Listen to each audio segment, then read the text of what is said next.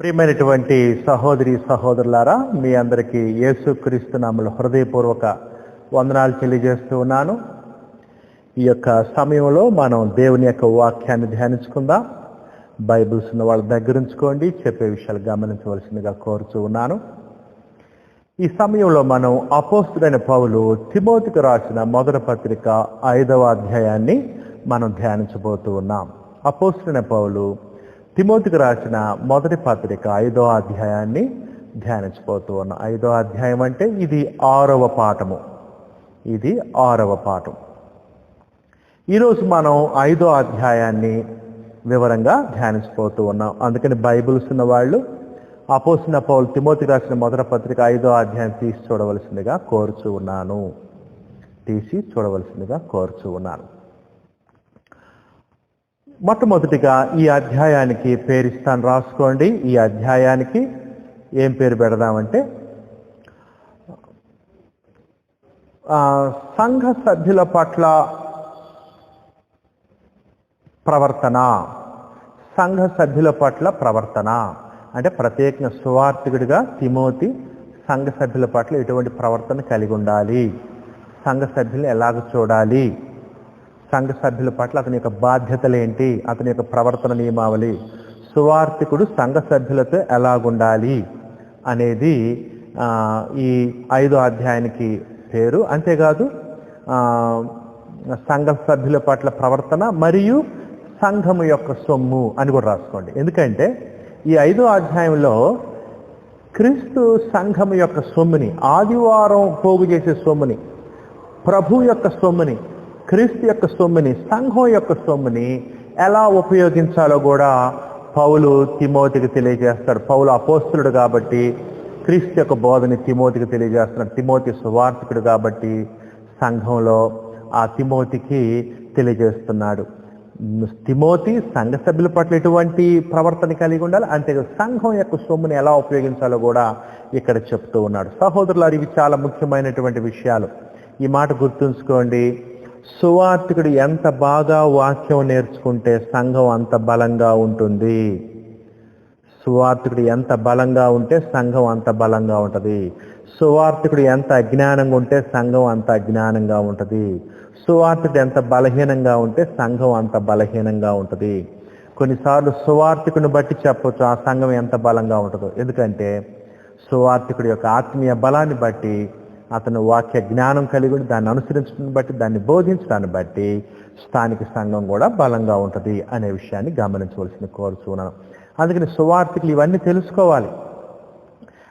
తను ఎటువంటి అర్హతలు కలిగి ఉండాలి సువార్తికునిగా ఉంటే, ఇతరుల పట్ల తన బాధ్యతలు ఏంటి, సంఘం ఎలా ఆరాధించాలి, సంఘం యొక్క నిర్మాణం ఏంటి, ఎటువంటి వారిని పెద్దలుగా ఏర్పాటు చేయాలి, ఎటువంటి వారిని సువార్తికులుగా ఏర్పాటు చేయాలి, ఎటువంటి వారిని పరిచర్లుగా ఏర్పాటు చేయాలి, ఆ సంఘం యొక్క సొమ్ముని ఎలా ఉపయోగించాలి, సంఘంలో క్రమశిక్షణ చర్యలు ఎలా చేపట్టాలి, ఇవన్నీ కూడా సువార్తికుడు బాగా తెలుసుకుంటే ఆ సంఘానికి నేర్పించగలడు.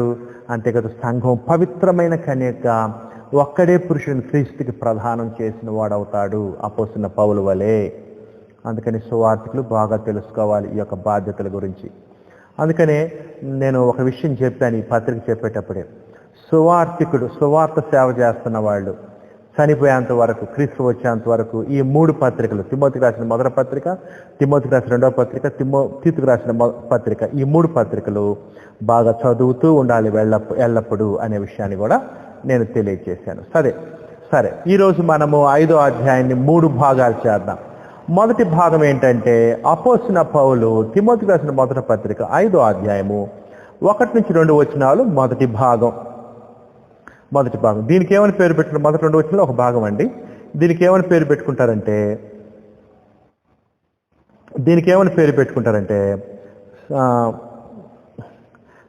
సంఘ సభ్యుల పట్ల ప్రవర్తన అని రాసుకోండి. సంఘ సభ్యుల పట్ల ప్రవర్తన, సంఘ సభ్యుల పట్ల ప్రవర్తన, లేకపోతే సంఘ సభ్యుల పట్ల బాధ్యతలు, సంఘ సభ్యుల పట్ల ప్రవర్తన అంటే వారి వయసును బట్టి వారిని ఎలా ట్రీట్ చేయాలి, వాళ్ళ యొక్క లింగ భేదాన్ని బట్టి వారి పట్ల ఎలాగుండాలి, స్త్రీలతో ఎలాగుండాలి, పురుషులతో ఎలాగుండాలి కూడా చెప్పాడు. ఒక ఆత్మ సంబంధమైన కుటుంబంగా దేవుని కుటుంబంగా, కుటుంబంలో అన్నదమ్ములు అక్క చెల్లెలు ఎలా ఉంటా అట్లా ఉండాలని ఒక కుటుంబ వాతావరణాన్ని సంఘంలో కలిగి ఉండాలని చెప్తాడు. ఆ తర్వాత రెండో భాగం ఏంటంటే 5వ అధ్యాయం 3వ వచనం నుంచి 5వ అధ్యాయం 16వ వచనం వరకు రెండవ భాగము. అపోస్తలుడైన పౌలు తిమోతికి రాసిన మొదటి పత్రిక 5వ అధ్యాయం 3వ వచనం నుంచి 16వ వచనం వరకు రెండవ భాగము. దీనికి ఏమని పేరు పెట్టుకుంటారంటే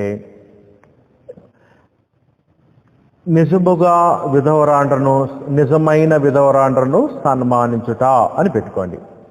3వ వచనం నుంచి 16వ వచనం వరకు, 3 నుంచి 16 వరకు honour the true widows. Honour true widows అంటే నిజమైన విధవరాండ్రను సన్మానించడం. అంటే ఇక్కడ ఏమని చెప్తాడంటే ఎటువంటి విధవరాండ్రకు సంఘం సహాయం చేయాలి, సంఘం యొక్క సొమ్ములో నుంచి, చందాలో నుంచి. ఆ విధవరాండ్రులకు ఉండాల్సిన 10 లక్షణాలు చెప్తాడు ఇక్కడ. నిజమైన విధవరాండ్రకు ఉండాల్సిన 10 లక్షణాలు. ఈ 10 అర్హతలు ఉన్న వాళ్ళకే సంఘం సహాయం చేయాలని చెప్తాడు విధవరాండ్రకి. అంతేకాదు పెద్దలకు కూడా అర్హతలు చెప్పాడు కదా, ఆ తర్వాత పరిచారకులకు కూడా అర్హతలు చెప్పాడు కదా, అట్లనే విధవరాండ్రకు కూడా అర్హతలు ఉన్నాయి. ఆ తర్వాత ఇక్కడ ఏమని చెప్తాడంటే సంఘం యొక్క సొమ్ముని ఎలా ఉపయోగించాలో చెప్తారు. మంచి విధవరాండ్రు యొక్క లక్షణాలు చెబుతాడు, చెడ్డ విధవరాండ్రు యొక్క లక్షణాలు కూడా చెప్తాడు ఇక్కడ. ఆ తర్వాత సహోదరుల 3వ భాగం 5వ అధ్యాయము 17వ వచనం నుంచి 5వ అధ్యాయం 25వ వచనం దాకా 3వ భాగము. ఈ భాగానికి పేరు ఏమని పెట్టుకుంటారంటే 3వ భాగానికి సంఘ పెద్దలను సన్మానించుట అనే పేరు పెట్టుకోండి. 5వ అధ్యాయం 17 నుంచి 5వ అధ్యాయం 25 వచ్చిన దాకా సంఘ పెద్దలను సన్మానించుట అంటే అర్థం ఏంటంటే ఇక్కడ సంఘ పెద్దలను ఎలా సన్మానించాలి, వాళ్ళకి ఎలా సంఘం యొక్క సొమ్ము ఇవ్వచ్చు, కష్టపడే వాళ్ళకి వాక్యం యందు ఫుల్ టైం సంఘ పెద్దలై ఉండి బాగా సంఘం పట్ల పరిచయం చేస్తున్న వాళ్ళు జీతానికి కూడా పాత్రలని చెప్తాడు. అంతేకాదు సంఘ పెద్దల పట్ల క్రమశిక్షణ గురించి, క్రమశిక్షణ చర్యలు ఎలా చేపట్టాలి సంఘ పెద్దల పట్ల. ఒక వ్యక్తి నేరారోపణ చేస్తే కాదు, ఇద్దరు అంతకంటే ఎక్కువ మంది దోషారోపణ చేస్తేనే సంఘ పెద్దల పట్ల నేరాన్ని అంగీకరించమని తెలియజేస్తాడు. ఈ విధంగా ఒక సువార్తికుడి యొక్క యాక్టివ్ రోల్ సంఘంలో ప్రాముఖ్యమైన పాత్ర గురించి మనము చూస్తూ ఉంటాం. ఇదండి 3వ భాగము సహోదరులారా, ఇది 3వ భాగం. ఈ విషయాలన్నీ కూడా మనం ఈ అధ్యాయంలో నేర్చుకుంటాం. దయచేసి గమనించవలసిందిగా కోరుచూ ఉన్నాను. 5వ అధ్యాయం 1-2 వచనాలు చదువుదాం చూడండి. అపోస్తలుడైన పౌలు తిమోతికి రాసిన మొదటి పత్రిక 5వ అధ్యాయము 1-2 వచనాలు. మొదటి భాగం ఏమని పెట్టాం? ట్రీట్మెంట్ ఆఫ్ చర్చ్ మెంబర్స్, సంఘ సభ్యుల పట్ల ప్రవర్తన, సంఘ సభ్యులను చూడాల్సిన విధానం. ఒక సువార్తికుడు వృద్ధుని గద్దింపక తండ్రిగా భావించి అతన్ని హెచ్చరించుము. సహోదరి సహోదరులారా, సువార్తికుడు ఏం చేయాలి? సంఘంలో వృద్ధులుంటారు, సంఘంలో యవనస్తులు ఉంటారు, సంఘంలో స్త్రీలు ఉంటారు, పురుషులు ఉంటారు. ఎట్లా ఉండాలి వృద్ధుల పట్ల? వృద్ధుని గద్దింపక అంటే అర్థం ఏంటంటే, గద్దింపొద్దంటే కఠినంగా మాట్లాడటం. చూసారా? వృద్ధుని పట్ల కఠినంగా గద్దించటం చేయొద్దు అన్నాడు పౌలు తిమోతిని. మరి ఎలాగుండాలి? వృద్ధుని గద్దింపక తండ్రిగా భావించి. మీ నాన్నగారిని ఎలా భావిస్తావు నువ్వు? మీ నాన్నగారిలో ఎలా ప్రవర్తిస్తావు? అట్లా తండ్రిగా భావించి అతన్ని హెచ్చరించుము అన్నాడు. హెచ్చరించమంటే అర్థం ఏంటంటే ప్రోత్సహించుము. కఠినంగా గద్దించడం కాదు, కానీ అతన్ని ప్రోత్సహించు. అది కాదు నాయన ఇట్లా ఉండాలి అని అట్లా ప్రేమతో ప్రోత్సహించమని చెప్పాడు పౌలు తిమోతికి. అంటే అర్థం ఏంటి? సంఘంలో ఒక కుటుంబ వాతావరణం ఉండాలి. సంఘంలో వృద్ధుల్ని తండ్రులుగా, వృద్ధ స్త్రీలని తల్లులుగా, యవనస్తుల్ని అన్నదమ్ములుగా, యవనస్తుల్ని అక్క చెల్లెండుగా ఒక ఆత్మ సంబంధమైన కుటుంబ వాతావరణం ఉండాలి. అంతేకాదు క్రీస్తునందు అందరం సహోదరి సహోదరులమే, కానీ వయస్సును బట్టి వాళ్ళకి గౌరవం ఇవ్వాలి. ఉదాహరణకి వృద్ధులుగా ఉన్నటువంటి వాళ్ళు క్రీస్తునందు సహోదరులు, వాళ్ళు కూడా మనకి, అయితే వాళ్ళని వయస్సును బట్టి తండ్రిలాగా భావించు అని చెప్తున్నాడు అనమాట. వయస్సును బట్టి గౌరవించడం. అన్నదమ్ములని యవనులను, అది అన్నదమ్ములని యవనులు ఉంటారు. యవనుల్ని ఎట్లా ఉండాలి? అన్నదమ్ములని. వయసులో పెద్దోళ్ళు అయితే అన్నల్లాగా, చిన్నోళ్ళు అయితే తమ్ముల్లాగా. ఎట్లయితే కుటుంబంలో మనం ప్రేమ ఆప్యాయతలు కలిగి ఉంటాం, ఆ విధంగా ఉండమని చెప్పాడు సంఘంలో కూడా. అన్నదమ్ములని యవనులను, తల్లులని వృద్ధ స్త్రీలను. వృద్ధ స్త్రీలు కూడా క్రీస్తునందు సహోదరులు, కానీ వయస్సును బట్టి తల్లిని ఎలా చూస్తానో అట్లా వీళ్ళతో ఉండు అని పౌలు తిమోతికి చెప్తూ ఉన్నాడు. అంటే సహోదరి సహోదరులు గుర్తుంచుకోండి, క్రీస్తు యొక్క సంఘము దేవుని యొక్క సంఘము, దేవుని కుటుంబము, ఆత్మ సంబంధమైన కుటుంబము. దేవుడు తండ్రి, మనందరం సహోదరి సహోదరులం. క్రీస్తు మనకు ప్రభు, అంతేకాదు సహోదరుడు, జ్యేష్ఠుడు, మనమందరం ఆయన సహోదరులు అనేటువంటి సంబంధం సంఘంలో ఉన్నది. ఆత్మ సంబంధమైన కుటుంబం. అక్క చెల్లిండ్రని పూర్ణ పవిత్రతతో యవన స్త్రీలను హెచ్చరించము. చూసారా, యవన స్త్రీని తిమోతికి ఏమని చెప్పాడు? అక్క చెల్లిండ్రని పూర్ణ పవిత్రతతో యవన స్త్రీలను. అది సంఘంలోని యవన స్త్రీల పట్ల ఎలాగుండాలి? యవన స్త్రీని తిమోతి ఎలాగుండాలంటే అక్క చెల్లిండ్రని పూర్ణ పవిత్రతతో. నీ అక్కల్ని ఎలా చూస్తావు నువ్వు, నీ చెల్లెల్ని ఎలా చూస్తావు, అట్లా చూడాలి. పూర్ణ పవిత్రతతో అన్నాడు. చూసారా, ప్రత్యేకంగా పదం వాడాడు. ఎందుకు? యవన స్త్రీలని అపవిత్రతంగా మాట్లాడటం, రెండు అర్థాలతో మాట్లాడటం ఇట్లా చేయకూడదు. పూర్ణ పవిత్రతతో యవన స్త్రీలను హెచ్చరించము. ఎట్లాగైతే మీ అక్కగారిని, మీ చెల్లెల్ని ఎట్లయితే నువ్వు చూస్తావో అట్లా వాళ్ళతోటి ప్రవర్తించు. ఎందుకంటే సంఘం ఆత్మ సంబంధమైన కుటుంబం. అందరూ సంఘంలో ఉన్న వారందరము దేవుని పిల్లలము, దేవుని కుమారులము, కుమార్తెలము. స్త్రీలైతే దేవుని కుమార్తెలు, పురుషులైతే దేవుని కుమారులు. అంతేకాదు అందరము సహోదరి సహోదరులము అనే విషయాన్ని కలిగి ఉండాలి. అంతేకాదు వయస్సును బట్టి వారిని ప్రోత్సహిస్తూ ఉండాలి అని కూడా ఇక్కడ చెప్తూ ఉన్నాడు. ఇదండి సహోదరి సహోదరులారా, మొదటి 2 వచనాల్లో మనం చూస్తున్న కుటుంబంలాగా ఉండమన్నాడు.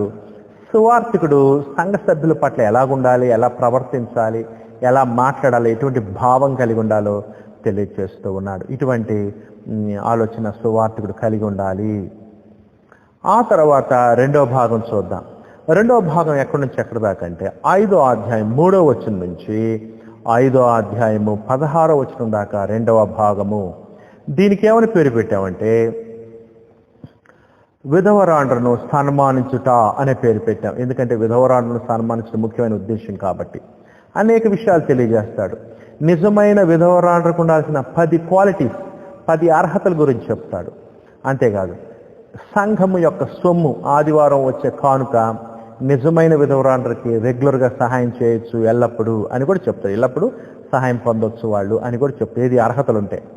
ఆ తర్వాత సంఘం యొక్క సొమ్మును ఎలా ఉపయోగించాలో చెప్తున్నాడు. అంతేకాదు యవనస్తులైన విధవరాళ్ళ గురించి జాగ్రత్త, వృద్ధులైన విధవరాండ్రు గురించి జాగ్రత్త. యవనస్తులైన విధవరాండ్రులను కనుక సరిగా ట్రీట్ చేయకపోతే వాళ్ళు చెడు మార్గంలోకి వెళ్ళడానికి అవకాశం ఉంటుంది అని కూడా ఆ హెచ్చరికలు కూడా ఇక్కడ చేయటం మనం చూస్తూ ఉన్నాం. దయచేసి గమనించి నేను చదువుకుంటూ వెళుతూ మీకు వివరిస్తాను. 3 నుంచి 16 వచనాలు. నిజముగా అనాథలైన విధవరాండ్రను సన్మానింపుము. నిజముగా అన్నాడు. చూసారు, అనాథ అంటే ఎవరూ లేరు, దిక్కు లేని వారు. వీళ్ళు సంఘ సభ్యులే. ఈ విధవరాండ్రు స్త్రీలు, వీళ్ళు సంఘ సభ్యులే. కానీ వీళ్ళని చూసుకోవటానికి వాళ్ళ కుటుంబ సభ్యులు ఎవరు లేరు. నిజముగా అనాథలైన విధవరాండ్రు. అనాథ, ఎవరు లేరు ఆమెకి, కుటుంబ సభ్యులు ఎవరు లేరు చూసుకోవటానికి, ఆమె బాగోగులు, ఆమె అవసరాలు తీర్చడానికి. నిజముగా అనాథలైన విధవరాండ్రను సన్మానింపము అంటే గౌరవించు. గౌరవించడం అంటే ఏదో గౌరవంగా మాట్లాడటం కాదు. గౌరవించడం అంటే అర్థం ఏంటంటే వాళ్ళ యొక్క అవసరాలను కూడా తీర్చు, వాళ్ళని పరామర్శించు, సంఘం యొక్క సొమ్ము వాళ్ళకి ఉపయోగించవచ్చు అని చెప్తున్నాడు. నిజముగా అనాథలైన విధవరాలను సన్మానింపము అని చెప్తూ ఉన్నాడు. అయితే ఏ విధవరాలికైనను పిల్లలు కానీ మనుములు కానీ నిండుని ఎడల వీరు మొదట తమ ఇంటి వారి భక్తి కనపరచుటకును తమ తల్లిదండ్రులకు ప్రత్యుపకారము చేయుటకును నేర్చుకునవలను. ఇది దేవుని దృష్టికి అనుకూలమై ఉన్నది. సహోదరులారా, మొట్టమొదటి గుర్తుంచుకోండి, సంఘంలో విధవరాండ్రు ఉన్నారు, నిజంగా అనాథలు, వారిని సంఘం చూడాలి. లేదు వాళ్ళకి కుమారులు కుమార్తెలు ఉన్నారు, ఆమెకి భర్త చనిపోయాడు, విధవరాలు, అయితే ఆమెకి కుమారులు కుమార్తెలు ఉన్నారు, మనువుళ్ళు మనరాళ్ళు ఉన్నారు. మొట్టమొదట ఆ విధవరాల్ని ఎవరు చూసుకోవాలంటే వాళ్ళ సొంత కుటుంబ సభ్యులు చూసుకోవాలి. కుమారులు కుమార్తెలు, అల్లుళ్ళు కోడళ్ళు, వాళ్ళకి మనవాళ్ళు మనవరాళ్ళు చూసుకోవాలి ఆ విధవరాల్ని. సంఘం ఆమెకి సహాయం చేయటం సరైనది కాదు. ఎందుకంటే ఎవరికి సంఘం సహాయం చేయాలి? అనాథైనటువంటి విధవరాలకి, ఎవరైతే ఎవ్వరూ లేరో ఆమెను చూసుకోవడానికి, అటువంటి ఆమెకి సంఘం సాయం చేయాలి. ఎందుకంటే ఆమె సంఘ సభ్యురాలు కాబట్టి, క్రైస్తవురాలు కాబట్టి. అటు కాకుండా విధవరాలకి వాళ్ళ కుటుంబ సభ్యులు ఉంటే, సొంత కుటుంబ సభ్యులు, రక్త సంబంధికులు, వాళ్ళు ఆమె పట్ల భక్తి కనపరచాలి అని చెప్తూ ఉన్నాడు. ఏ విధవరాలికైనా పిల్లలు గాని మనుములు గాని ఉండిన యెడల వీరు మొదట తమ ఇంటి వారి యెడల భక్తి నిజమైన దైవభక్తి కలిగి ఉంటే ఆ పిల్లలు వాళ్ళ యొక్క విధవరాలైనటువంటి అమ్మమ్మనో నాయనమ్మనో తల్లినో వాళ్ళు చూసుకోవాలి. అది వాళ్ళకున్న మొట్టమొదటి బాధ్యత. సంఘానికి కాదు, మొట్టమొదటి బాధ్యత కుటుంబాందే. వీరు మొదట తమ ఇంటి వారిలా భక్తి నిజమైన దైవభక్తి ఉంటే ఏం చేస్తావంటే, నువ్వు నీ ఇంట్లో వాళ్ళని సంరక్షిస్తావు, కాపాడతావు. విధవరాలుంటే వాళ్ళని చూసుకుంటావు. తమ తల్లిదండ్రులకు ప్రత్యుపకారము చేయుటకును నేర్చుకొనవలెను. తమ తల్లిదండ్రులకు ప్రత్యుపకారము చేయుటకు నేర్చుకునేవలను. ప్రత్యుపకారం అంటే అర్థం ఏంటంటే ఉపకారము, ప్రత్యుపకారము అంటే పిల్లల్ని ఏం చేస్తారు ఈ స్త్రీలు, విధవరాండ్రు. ఇదివరకు వారు వివాహం చేసుకున్న తర్వాత పిల్లల్ని కానీ వాళ్ళని పెంచి పెద్ద చేశారా లేదా తల్లిదండ్రులు, నాయనమ్మలు, అమ్మమ్మలు. ఇప్పుడు ఆ విధవరాంటి ఇప్పుడు వాళ్ళు ముసలోళ్ళు అయ్యారు. మరి వాళ్ళని ఎవరు చూసుకోవాలి? ఎవరికైతే వాళ్ళు సేవ చేశారో వాళ్ళ పిల్లలు ఉన్నారు కదా, వాళ్ళకు ఉపకారం చేశారు కదా, కానీ పెంచి పెద్ద చేసి అన్ని అవసరాలు తీర్చారు కదా. ఇప్పుడు ఆ పిల్లలు వాళ్ళు ఉపకారం చేశారు కాబట్టి ఇప్పుడు వీళ్ళు ప్రత్యుపకారం చేయాలి. పిల్లలు విధవరాండ్రని, వాళ్ళ అమ్మమ్మల్ని, నాయనమ్మల్ని, తల్లిదండ్రుల్ని ప్రత్యుపకారం చేయాలి. ఉపకారము, ప్రత్యుపకారం. తల్లిదండ్రులు చేసిందేమో ఉపకారము, పిల్లలు చేసేదో ప్రత్యుపకారం. ఆ విధంగా వాళ్ళు ప్రవర్తించాలి అని ఇక్కడ చెప్తున్నాడు. అంటే అర్థం ఏంటంటే ఇటువంటి విధవరాండ్రి యొక్క మొదటి బాధ్యత కుటుంబానిదే, మొదటి బాధ్యత కుటుంబానిదే అనే విషయాన్ని ఇక్కడ తెలియజేస్తూ ఉన్నాడు. తమ తల్లిదండ్రులకు ప్రత్యుపకారము చేయుటకును నేర్చుకొనవలెను. అది దేవుని చిత్తము. ప్రత్యుపకారం చేయ, ఇది నీ బాధ్యత. సహోదరి సహోదరులు గుర్తుంచుకోండి ఈ మాట. భారతదేశం ఎదుర్కొంటున్న ఒక సమస్యల్లో పెద్ద సమస్య ఏంటంటే వృద్ధుల్ని వాళ్ళ పిల్లలు చూడట్లేదు. వృద్ధుల్ని వాళ్ళ పిల్లలు నిర్లక్ష్యం చేస్తున్నారు. వృద్ధుల యొక్క ఆస్తిపాస్తులు తీసుకుంటున్నారు కానీ వారి బాగోగులు, ఆహారము, అవసరాలు తీర్చట్లేదు. పిల్లలు వృద్ధుల్ని, ముసలి వాళ్ళైనటువంటి వారిని, లేకపోతే విధవరానటువంటి వాళ్ళ తల్లుల్ని వాళ్ళు బస్ స్టాండ్ల దగ్గర, మార్కెట్ల దగ్గర వదిలిపెట్టి వెళ్ళిపోతున్నారు, రైల్వే స్టేషన్ల దగ్గర. ఇది భారతదేశం ఎదుర్కొంటున్న ఒక పెద్ద సమస్య. అందుకని ఈ మధ్య సుప్రీంకోర్టు ఏమని తీర్పిచ్చిందంటే, పిల్లలు గనక వృద్ధులైన తమ తల్లిదండ్రులు చూడకపోతే తిరిగి పిల్లలు తీసుకున్న ఆస్తి వాళ్ళ తల్లిదండ్రులకి ఇచ్చేయాలి అనేటువంటి చట్టం కూడా ఒకటి చేసింది. కారణం ఏంటంటే ఇట్లాంటి సంఘటన జరుగుతున్నాయి కాబట్టి. అయితే దేవుడు మనకి తన కుమారుడు క్రీస్తు ద్వారా క్రొత్త చట్టంలో క్రొత్త నిబంధనలు మనకు తెలియజేశాడు. తన ఆత్మ సంబంధ కుటుంబం ఎలాగుండాలో మనం చూసాము. ఈ విధంగా దేవుడు తెలియజేస్తున్నాడు. సహోదరులు, క్రైస్తవుల యొక్క బాధ్యతలు, మనం మన తల్లిదండ్రులకు ప్రత్యుపకారం చేయాలి అనే విషయం దయచేసి జ్ఞాపకం ఉంచుకోవాల్సింది. అది ప్రత్యుపకారం. నువ్వేం గర్వించాల్సిన పని లేదు. వాళ్ళు నీకు ఉపకారం చేశారు, నువ్వు వాళ్ళకి ప్రత్యుపకారం చేయాలి. నేను మా అమ్మను చూస్తున్నాను, నేను మా నాన్నను చూస్తున్నాను, నేనంటే ఏమనుకుంటున్నారు అని గర్వించాల్సిన పని లేదు. ఎందుకు? వాళ్ళు నీకు ఉపకారం చేశారు కదా, నువ్వు ప్రత్యుపకారం చేస్తున్నావు, ఎందుకు నువ్వు గర్వించుతావు? నేర్చుకో.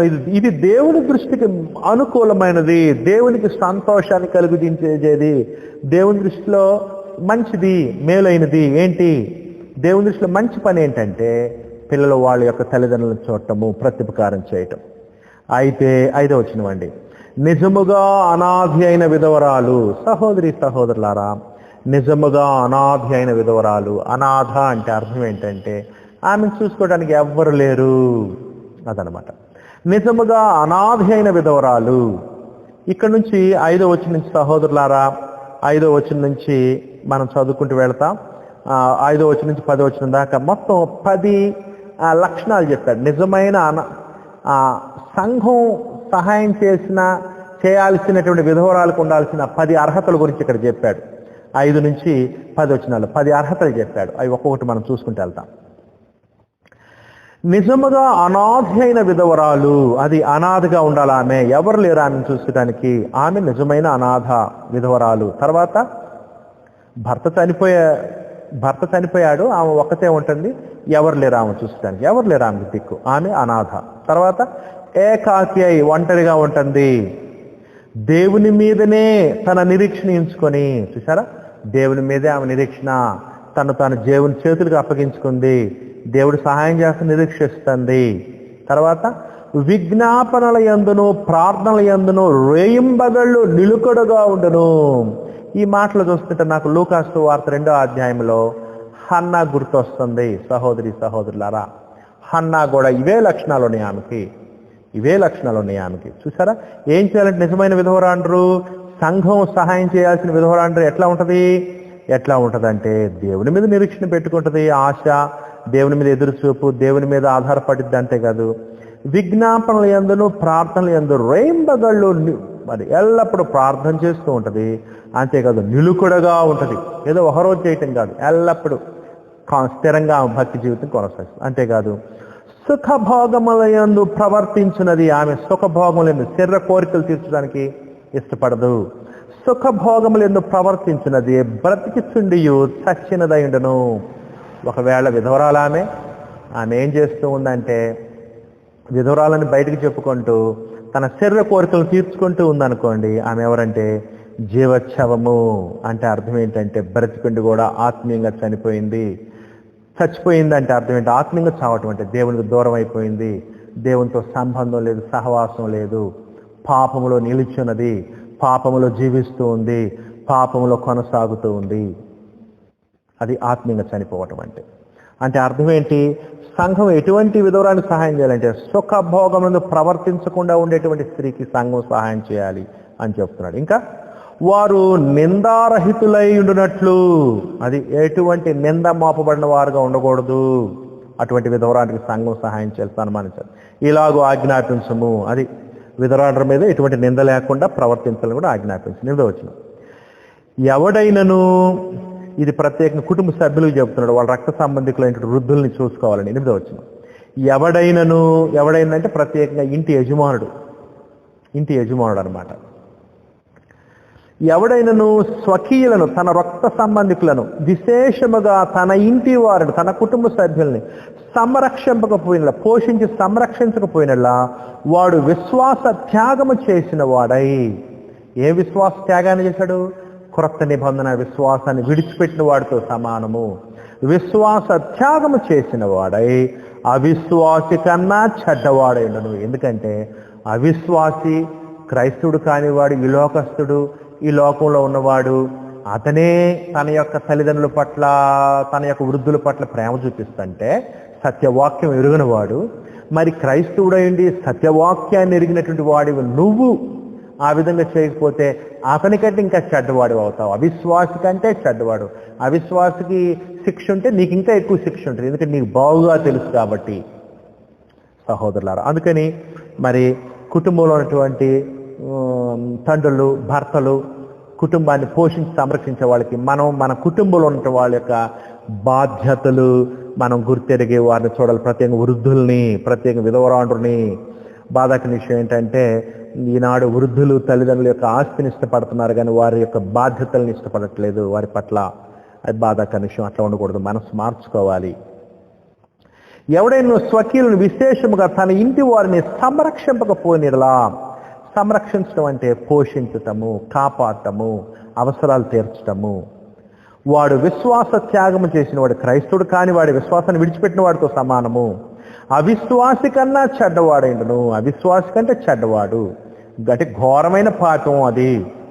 అవిశ్వాసి చెడ్డవాడు, అవిశ్వాసి కంటే ఇంకా చెడ్డవాడు, అవిశ్వాసి కన్నా చెడ్డవాడేంటో. తర్వాత 9వ వచనం, 60 ఏండ్ల కంటే తక్కువ వయస్సు లేక. సహోదరి సహోదరులు, ఇక్కడ ఎటువంటి విధవరాళ్ళని సంఘం పోషించాలి, సంఘం సహాయం చేయాలి అనే విషయం గురించి చెప్తూ ఉన్నారు. ఎటువంటి విధవరాళ్ళంట? 60 ఏండ్ల కంటే తక్కువ వయస్సు లేక. అంటే అర్థం ఏంటంటే 60 ఏళ్ళు ఆ పైబడిన వాళ్ళకి సంఘం సహాయం చేయాలి. 60 ఏళ్ళ కంటే తక్కువ వయసు ఉన్న వాళ్ళకి సంఘం సహాయం చేయకూడదు. ఎందుకంటే వాళ్ళకి బలము, శక్తి ఉంటుంది కాబట్టి వాళ్ళ పనులు వాళ్ళు చేసుకోవచ్చు, సంపాదించుకోవచ్చు, కష్టపడవచ్చు. 60 ఏళ్ళు ఆ పైబడినోళ్ళు, 60 ఏళ్ళు మరియు ఆ పైబడినోళ్ళు, 60+ అటువంటి వాళ్ళకి సంఘం సహాయం చేయాలి. ఎందుకంటే వృద్ధాప్యం వచ్చింది కాబట్టి, వాళ్ళ పనులు చేసుకోలేరు కాబట్టి, జీవనోపాధి తెచ్చుకోలేరు కాబట్టి అటువంటి వారికి సంఘం సహాయం చేయాలి. ఇంకా ఇంకా చూడండి, ఇంకా అర్హతలు చెప్పాడు ఎటువంటి విధవరానికి సంఘం సహాయం చేయాలో. 60 ఏండ్ల కంటే తక్కువ వయస్సు లేక ఒక పురుషునికే భార్య అయి, అది అక్రమ సంబంధాలు, అనేకుల్ని వివాహం చేసుకోవటం అనేది ఉండకూడదు. ఎప్పుడు కూడా ఆమె ఒక్క పురుషునికే భార్యగా ఉండాలి. క్రొత్త నిబంధన చట్ట ప్రకారంగా వివాహ నియమం కలిగి ఉండాలి ఆమె, అటువంటి చరిత్ర ఆమె కలిగి ఉండాలి. ఒక్క పురుషునికే భార్య అయి సత్క్రియలను పేరు పొందిన విధవరాలు, అది ఆమె చాలా సత్క్రియలు చేయాలి. ఏం సత్క్రియలు చేయాలి సహోదరు? ఇక్కడ 5 సత్క్రియలు చెప్పాడు. ఆమె విధవరాలు, సత్క్రియలు ఉండాలి. ఆ సత్క్రియలు ఒక 5 సత్క్రియలు చెప్పాడు. ఏమిటి చూడండి. 1, ఏంటి ఆ సత్క్రియలు? సత్క్రియలను పేరు పొందిన విధవరాలు పిల్లలను పెంచి, అది ఆమెకి ఏ అనుభవం ఉండాలి? పిల్లల్ని పెంచిన అనుభవం ఉండాలి. తన పిల్లలను కానీ, సంఘంలో ఇతరుల పిల్లలను కానీ, పిల్లల్ని పెంచినటువంటి, అంటే ఒక మంచి రికార్డు ఉండాలి ఆమెకి. పిల్లల్ని పెంచి, అది ఒక మంచి క్రియ. ఆమె పిల్లల్ని పెంచినటువంటిదై ఉండాలి. 1. 2వది, పరదేశులకు ఆతిథ్యం ఇచ్చి, తన ఇంటికి వచ్చిన వారికి ఆతిథ్యం చేసిన స్త్రీ అనేటువంటి లక్షణం ఆమెకు ఉండాలి. అటువంటి రికార్డు ఆమెకు ఉండాలి. అటువంటి చరిత్ర ఉండాలి. పరదేశులకు ఆతిథ్యం ఇచ్చి, అంటే ఈ మంచి సత్క్రియ ఉంటాయి. తన ఇంటికి వచ్చిన వారికి ఆతిథ్యం చేసే స్త్రీగా, మేలు చేసే స్త్రీగా ఉండాలి. ఇంకా పరిశుద్ధుల పాదములు కడిగి, ఇది కూడా ఆతిథ్యం ఇవ్వటంతో సమానం అన్నమాట. అంటే ఆనాడు ఎడారుల్లో, ఇసుక మార్గాల్లో దుమ్ము ధూళ్ళు నడుచుకుంటూ వచ్చినటువంటి వారికి నీళ్లు ఇవ్వటం, కాళ్ళు గడగటం, ఇట్లాంటి ఆచారాలు ఉన్నాయి. అట్లా ఆతిథ్యం చేసి ఉండాలి. 3, శ్రమపడు వారికి సహాయం చేసి, ఆమె ఇదివరకు ఇబ్బందులు ఉన్న వాళ్ళకి సహాయం చేసిన ఆమె ఉండాలి. ఇబ్బందులు ఉన్న వాళ్ళకి సహాయం చేసే ఆమె ఉండాలి. ఇటువంటి గుణగణాలు ఉండాలి ఆమెకి. ఇంకా ప్రతి సత్కార్యము చేయబూనుకున్నది, మంచి పని చేస్తూ ఉంటుంది ఆమె. ఎప్పుడు మంచి కోరుకుంటూ ఉంటుంది. ఎవరికి మంచి చేద్దామా, ఎవరికి మేలు చేద్దామని అనుకుంటూ ఉంటుంది. సత్కారం చేయబోద్దు. ఆమెను విధవరాండ్ర లెక్కలో చేర్చు. ఇదండి ఈ 5 లక్షణాలు ఉన్నాయి సత్క్రియలకి 5 లక్షణాలు. ఆమెను విధవరాండ్ర లెక్కలో చేర్చవచ్చును అన్నాడు. చూసారా, విధవరాండ్ర లెక్క అంటే ఏ లెక్క ఇది? ఇది ఏ లెక్క అంటే సంఘము ప్రతి వారము, ప్రతి నెల సహాయం చేసే లెక్క ఇది. అంటే సంఘం రెగ్యులర్గా, ఎల్లప్పుడూ కూడా ప్రతి వారానికి ఒకసారి లేకపోతే నెలకు ఒకసారి రెగ్యులర్గా సహాయం చేసేటువంటి విధవరాండ్ర యొక్క పట్టీలో ఏం పేరు చేర్చవచ్చు, ఏమికి ఈ గుణగణాలు, ఇటువంటి సత్తులు కనుక ఉంటే అని ఇక్కడ పౌలు తెలియచేస్తూ ఉన్నాడు. సంఘం పోషించి సహాయం చేసేటువంటి లిస్టులో ఇటువంటి విధవరాలను చేర్చమని చెప్తున్నాడు. సహోదరులు, ఇక్కడ మొత్తం 10 లక్షణాలు ఉండాలన్నాడు సంఘం సహాయం చేసే విధవరాండ్రు. నేను చెప్తా చూడండి ఒక్కొక్కటి. 1, అనాథ అయి ఉండాలి. 5వ వచనం ప్రకారం కదా. అనాథ అంటే ఆమెకు ఎవరూ లేదు. 2వది, ఏకాకి, ఒంటరిగా ఉంటుంది ఆమె. 2. 3వది, దేవుని యందే నిరీక్షణ. 4వది, ప్రార్థన విజ్ఞాపనల యందు రేంబగళ్ళు ఉండాలి ఆమె. 5వది, నిలుకడగా ఉండాలి, స్థిరంగా విశ్వాసం కలిగి ఉండాలి. ఆ తర్వాత 6వది, సుఖభోగములను ప్రవర్తించుకుని ఉండాలి, లోకంలో కలిసిపోకుండా, లోక రీతిగా ఉండకూడదు ఆమె. 7వది, వారు నిందారహితులై ఉన్నట్లు, ఇతరులు నింద వేసే విధంగా ఆమె ఉండకూడదు. ఆ తర్వాత 8వ లక్షణం ఏంటి? 9వ వచనం చూడండి. 8వ లక్షణం ఉంది, 60 ఏండ్ల కంటే తక్కువ వయస్సు లేక, అంటే ఆమెకి 60 ఏళ్ళు దాని మీద పైబడి ఉండాలి. ఆ తర్వాత 9వ లక్షణం ఏంటి? ఒక్క పురుషునికే భార్య, అంటే క్రొత్త నిబంధన ప్రకారం ఏకపత్ని వ్రతం అనేటువంటిది కలిగి ఉండాలి. అంటే ఆమె ఒక పురుషున్నే భర్తగా కలిగి ఉండాలి. ఒక్క పురుషునికే భార్య. 10వ లక్షణం ఏంది? సత్క్రియలను పేరు పొందిన విధవరాలు. అది 10 సత్క్రియలు. ఆ సత్క్రియలు ఏంటో చెప్పాను నేను. సత్క్రియలు 5, ఆ 5 సత్క్రియలు కలిగి ఉండాలి. ఇదిగో ఈ 10 లక్షణాలు ఉన్నటువంటి క్రైస్తవైనటువంటి విధవరాండ్రని నువ్వు లెక్కలో చేర్చు. ఏ లెక్క? సంఘం పోషించే లెక్క. రెగ్యులర్గా ఆమె చనిపోయేంత వరకు చూసారా, ఆమెకు సహాయం చేయాలి. అటువంటి వృద్ధ విధవరాండ్రని సంఘం సంఘానికి ఆ బాధ్యత ఉందని చెప్తున్నాడు. అంటే అర్థం ఏంటి సహోదరులరా? సంఘం యొక్క సొమ్ము, క్రీస్తు సంఘం యొక్క సొమ్ము, క్రీస్తు యొక్క సొమ్ము, ఆదివారం పోగు చేసినటువంటి చంద ఎవరెవరికి ఉపయోగించకూడదు దేవుడు క్రొత్త నిబంధనలు చెప్పాడు.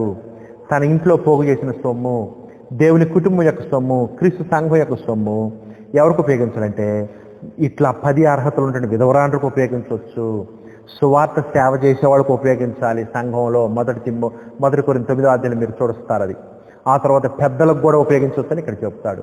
ఈ విధంగా సంఘం యొక్క సొమ్ము ఈ విధంగా ఉపయోగించాలి. అంతేకాదు రోమా 15వ అధ్యాయంలో పేద క్రైస్తవులకు కూడా ఉపయోగించవచ్చు సొమ్ము అని చెప్పాడు. ఇట్లా సహోదరి సహోదరులు గుర్తుంచుకోండి, క్రీస్తు సంఘం యొక్క సొమ్ము ఇష్టానుసారంగా వాడకూడదు.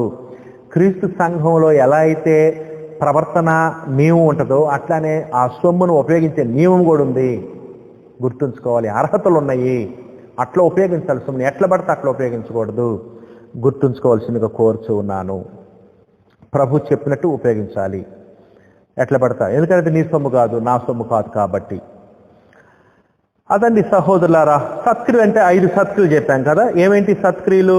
పిల్లలు పెంచిన అనుభవం మంచి క్రియ, పరదేశులకు ఆతిథ్యం వేయటం రెండో క్రియ, పరిశుద్ధుల పాదములు కడిగి ఆతిథ్యం ఇంటికి వచ్చిన వారిని గౌరవించడం, 4వది శ్రమపడే వారికి సహాయం చేసే మనస్సు, మంచి క్రియలు చేసే మనస్సు కలిగి ఉండాలి అని కూడా చెప్పాడు. 5 లక్షణాలు కలిగి ఉండాలి, అవి సత్క్రియలు అని చెప్పాడు. 10 లక్షణాలు ఉంటే వాళ్ళని సంఘం సహాయం చేసే లిస్టులో చేర్చమన్నాడు కదా.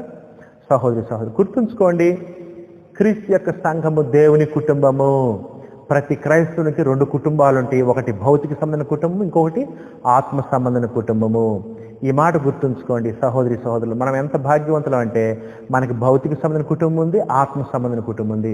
ఒకవేళ మనల్ని భౌతిక సంబంధమైన కుటుంబం వెలివేస్తే, నిర్లక్ష్య పెడితే క్రీస్తుని విశ్వాసం చేత ఏం భయపడద్దు. ఆత్మ సంబంధమైన కుటుంబం నీ పట్ల బాధ్యతలు కలిగి ఉంది, నిన్ను సంరక్షించి పోషిస్తుంది. ప్రతి ఈ సందర్భంలో వృద్ధులైన విధవరాండ్రు దుఃఖపడాల్సిన పని లేదు. క్రైస్తవ విశ్వాసం కొనసాగాలి, ఎందుకంటే సంఘం మీ పట్ల బాధ్యత కలిగి ఉంటుంది. ఈ విధంగా దేవుడు క్రైస్తవుల కోసం ఆత్మసమైన కుటుంబాన్ని ఏర్పాటు చేశాడనే విషయాన్ని మీకు తెలియజేస్తూ ఉన్నాను. ఆ తర్వాత చూడండి 11వ వచనం అండి సహోదరులారా, యవనస్తులైన విధవరాండ్రును లెక్కలో చేర్చవద్దు అని చెప్పాడు. ఈ మాట గుర్తుంచుకోండి. ఏంటంటే యవనస్తులైన విధవరాండ్రు లెక్కలో చేర్చవద్దు. ఏ లెక్కలో? సంఘం రెగ్యులర్గా ప్రతి వారము ప్రతి నెల సహాయం చేసే లెక్కలో ఆమెను చేర్చొద్దు. యవనస్తులైన విధవరాండ్రుని ఎందుకు అని అంటే చెప్పాడు. చూడండి, దేవుడు తెలియజేస్తున్నాడు పౌలు ద్వారా. యవనస్తులైన విధవరాండ్రును లెక్కలో చేర్చవద్దు, వారు క్రీస్తునకు విరోధముగా నిరంకుశులైనప్పుడు.